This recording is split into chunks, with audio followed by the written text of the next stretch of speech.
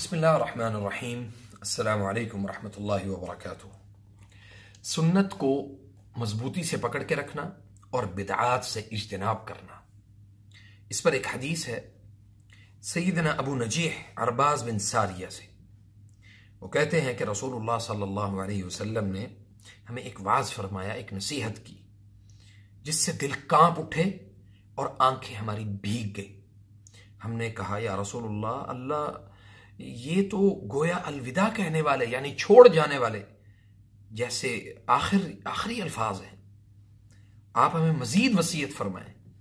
تو نبی کریم صلی اللہ علیہ وسلم نے فرمایا اوصیکم بتقوی اللہ عز وجل والسمع والطاعة وإن تأمر عليكم عبد حبشي فإنه من يعش منكم بعدي فسيرى اختلافا كثيرا فعليكم بسنتي وسنة الخلفاء الراشدين المهديين تمسكوا بها وعضوا عليها بالنواجذ وإياكم ومحدثات الأمور فإن كل محدثة بدعة وكل بدعة ضلالة۔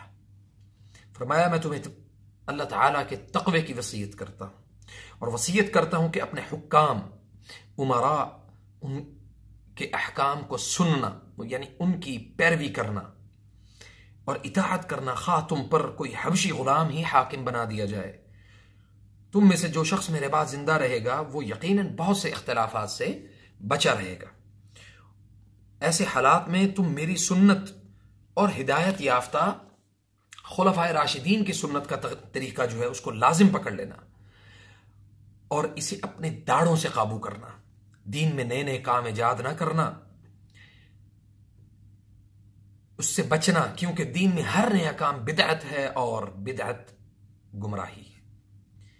عرباض بن ساریہ رضی اللہ عنہ فرماتے ہیں کہ نبی کریم صلی اللہ علیہ وسلم نے انتہائی رقت آمیز خطبہ ارشاد فرمایا، جسے سن کر ہمارے دل ڈر گئے، ہم پریشان ہو گئے، اور صحابہ کرام رضوان اللہ علیہم اجمعین کی آنکھوں سے آنسو بہنے لگے۔ انہوں نے کہا یہ تو چھوڑ کر جانے والے الفاظ ہیں، لہٰذا آپ ہمیں کوئی وصیت فرمائیں۔ تو پھر نبی صلی اللہ علیہ وسلم نے یہ حدیث ارشاد فرمائی، یہ وصیت صحابہ کرام کو دی۔ تو ہمیں ایسے حالات میں جب ہر وقت ہر جگہ پہ فتنے ہیں، بڑی وضاحت کے ساتھ نبی کریم صلی اللہ علیہ وسلم نے ہمیں وصیت فرما دی کہ اپنے حکام کے اوپر، اپنے حکام کی بات کو سننا، ان کا حکم ماننا۔ تمہارے اوپر بے شک حبشی غلام ہی کیوں نہ مسلط کر دیا جائے، اور اسی طرح اللہ کے تقوی کی تمہیں وصیت یعنی کرتا ہوں، نبی صلی اللہ علیہ وسلم نے فرمایا۔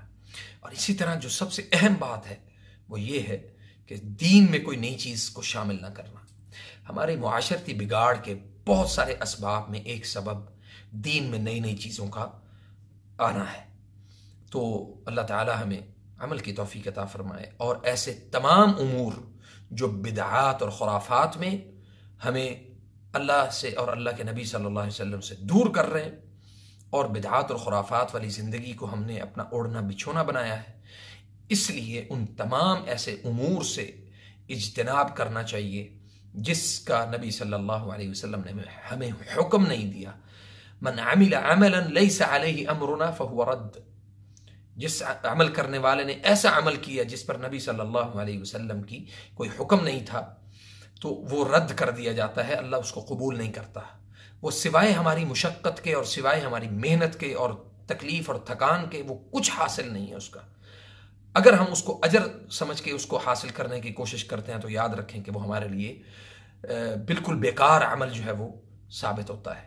اللہ تعالی ہمیں صحیح معنوں میں دین کو سمجھنے کی توفیق عطا فرمائے، اور اسلام کو اور اس کے اصول اور ضوابط کو سمجھنے کی توفیق عطا فرمائے۔ فجزاکم اللہ خیر۔ السلام علیکم ورحمۃ اللہ وبرکاتہ۔